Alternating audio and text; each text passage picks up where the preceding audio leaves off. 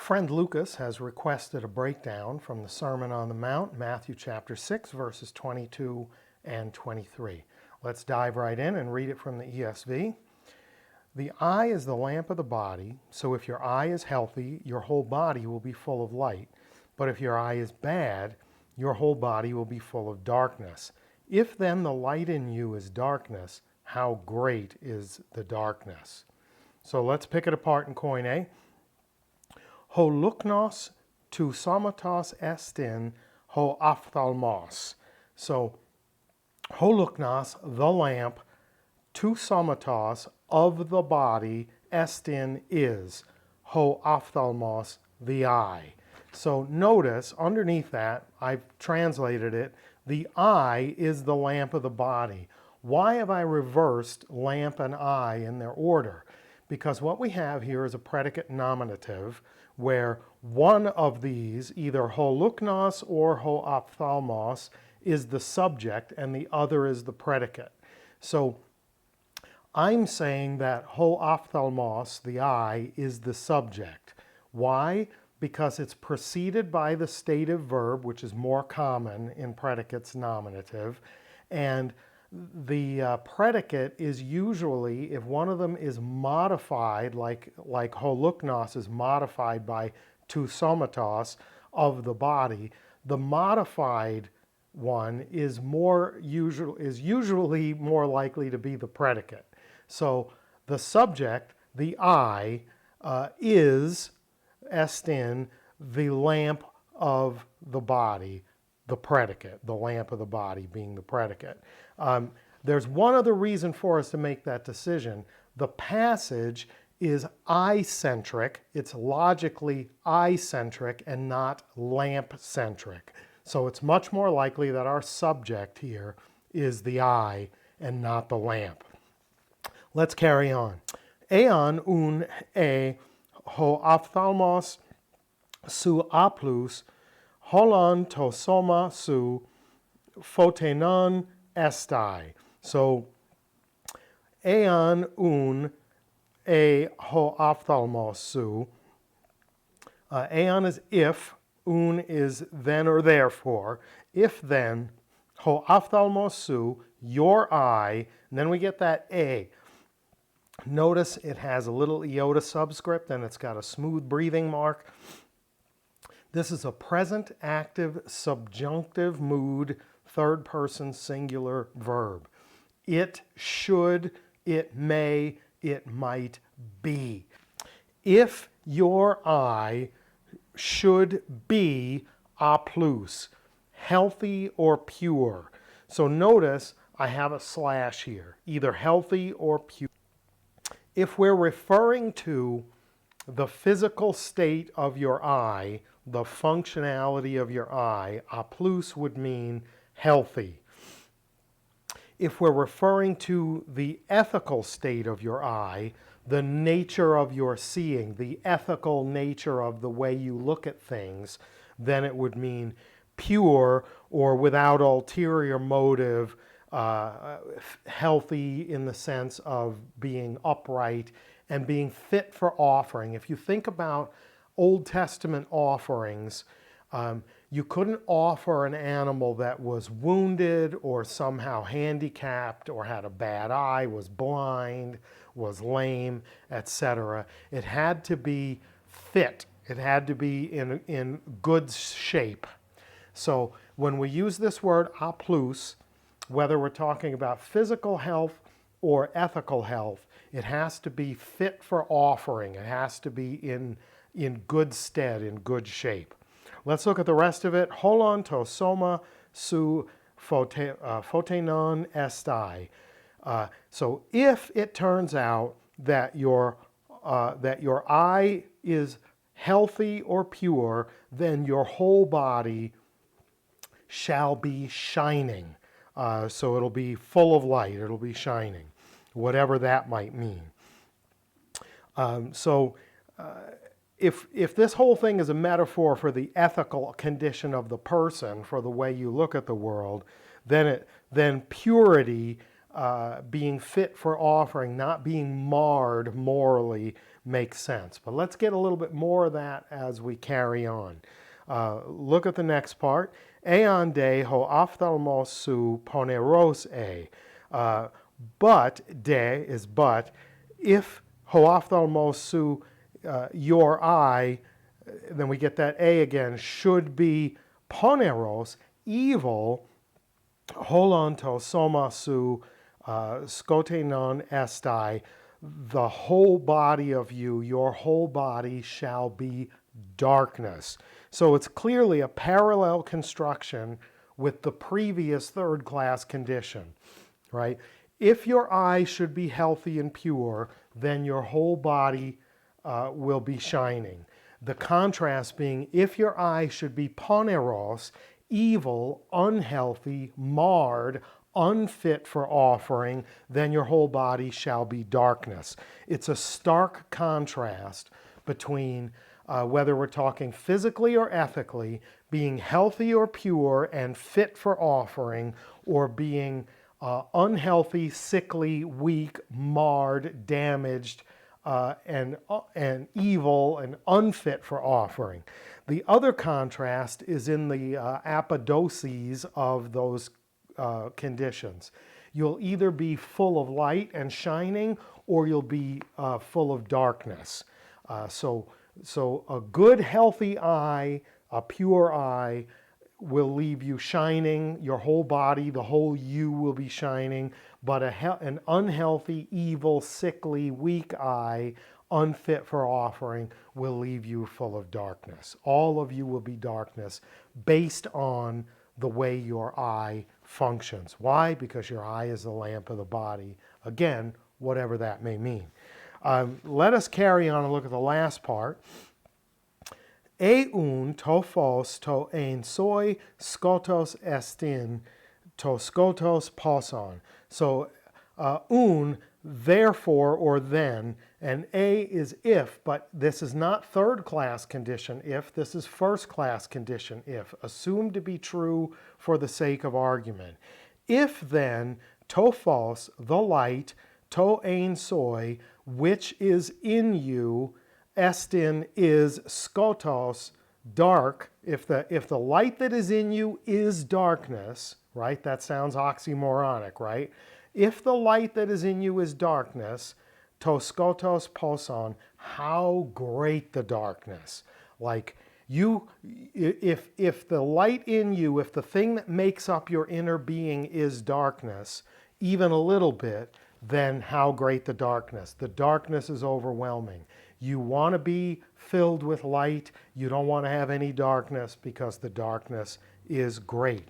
So the first decision we have to make, is this passage talking about the physical health of the eye, or is this a metaphor for the ethics of the person? It seems like if it's physical, right, the phrase ophthalmos aplous would just mean a healthy, functional eye, versus ophthalmos poneros, which would mean a damaged or an unwell eye. But in the context of the Sermon on the Mount, we've been talking about ethical things, not physical things. The issues at hand are ethical things. It's highly unlikely that this is about physical eyesight.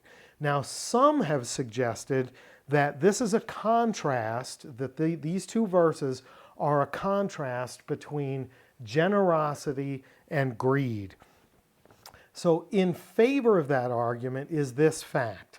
These two little verses are sandwiched between the passage that says, don't store up for yourself treasure on earth where moth consumes and rust corrupts.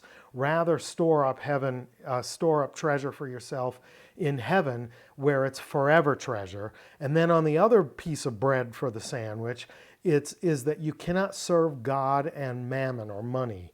You'll either hate the one and love the other, but you can't serve two masters, right? So when we put it in the middle there, you could say, okay, I can see where it's talking about the comparison between greed, generosity and greed. But there are arguments against that analysis, and here's where we begin. First up, there is clearer language to describe greed. And in fact, the word poneros here, evil or unfit or unhealthy, bad, is never a synonym for greed. The word for greed is pleonexia, which is literally having more, always needing to have more, right? That's what greed is, always wanting more, always having a need for more. So he could have used pleonexia. If your eye is pleonexia, if your eye is greedy, you're going to be full of darkness, but that's not what he chose to use. The second argument relies on the importation of a meaning of an adverb in James chapter 1, verse 5, where God is described as a cheerful, generous giver. So that adverb is aplos with an omega sigma, not our adjective aplus, omicron upsilon sigma. So there's an important thing for us to bear in mind here. In the Sermon on the Mount here, Matthew has Jesus using this adjective, simple or pure, healthy or pure, to modify the eye. But the adverb in James is describing the action of giving. There isn't any carryover from the adverb meaning into the adjective meaning, because having a generous eye is not supported anywhere in the use of that adverb anywhere else. So that brings us to a concept that we need to talk about. And the concept is eisegesis. So you've heard the term exegesis. The meaning is led out of the text. What the text says tells us what the meaning is. The choice of the words, the choice of the structure, verb tenses, etc., etc. Eisegesis is the importation of meaning into the text. So I want to give you a fictitious example here of gross eisegesis. If I say to you, my grandma used to say, your eyes are bigger than your belly. Therefore, what Matthew has Jesus saying must mean that if your eye is generous, you'll be full of light. But if your eye is greedy, you'll be full of darkness. Because an ophthalmos aplus is a generous eye, not a greedy eye, whereas an ophthalmos poneros must be a greedy eye, even though that's not the word for greedy. That's gross eisegesis. What we can rest assured of is that what Matthew reports Jesus as saying in the Sermon on the Mount is not governed or influenced by something that my grandma said, okay? It's my grandma is not the authority on what Jesus said, and surely we cannot import meaning into the Sermon on the Mount from something that my grandma said. So now let's talk about lesser eisegesis. A lesser case of eisegesis would be to say, I'm going to import a meaning from James chapter 1, verse 5 by virtue of the use of an adverb, so that I'm now going to interpret this adjective in the Sermon on the Mount, something that was spoken, or let's even just say something that was written about by Matthew a minimum of 20 years earlier than James wrote this epistle. I'm going to take the meaning from that 20-year later epistle and shoehorn it into this writing by Matthew, and now interpret this adjective based on that adverb. He must have meant a generous eye versus a greedy eye. That's eisegesis. Is it a possibility that he means that? It is a possibility. Do all the internal clues point to that not being what he's saying? I would argue that yes, the internal clues, the vocabulary, the word choices, the structure, he could have spoken of a generous seer or a generous looker, but he didn't. He spoke of a healthy or pure eye. So eisegesis imports the meaning into the text. Exegesis lets the text tell us what it means by virtue of the author's choices in the content. So let's wrap this thing up. What is the ethic of your eye? If the Sermon on the Mount is about ethics and the lamp of the body is the eye is the lamp of the body, and if you should have a healthy or pure eye, your whole body shall be shining, shall be full of light to the point of coming out. But if your eye should be evil, marred, unhealthy, unfit for offering, then your whole body will be darkness. And if your body is full, if the light in you is even a little bit dark, how great the darkness. What is the ethic of your eye? What is the ethic of the way you see the world? What is your approach to life? If it's light-based, if it's pure and healthy, your whole body, all of you is going to be morally light. But if it's based in evil, if it's unfit and marred, and darkness is the thing, how great is that darkness? Amazing stuff. Be fit for offering. Be healthy and pure, and not poneros, bad, evil, marred, sickly, and unfit for offering. Lucas, I hope that helps. I hope that was good for you. And for everyone who was watching, let me know what you think in the feedback, and always strive for exegesis. Let the text tell you what it says. Don't engage in eisegesis and import meaning even from another biblical text. Don't import meaning that isn't plainly there in the text. Consulting and synthesizing is one thing. Importing and shoehorning meaning in, saying, well, there's a word that's kind of related, there's an adverb that's kind of related, and so therefore it must govern what this writer was saying 20 years earlier in a completely different context about something completely different. That's just a formula for disaster. Exegesis good, eisegesis bad. Thanks for watching. Until next time, Karis Kai Reini Humin, grace and peace to you.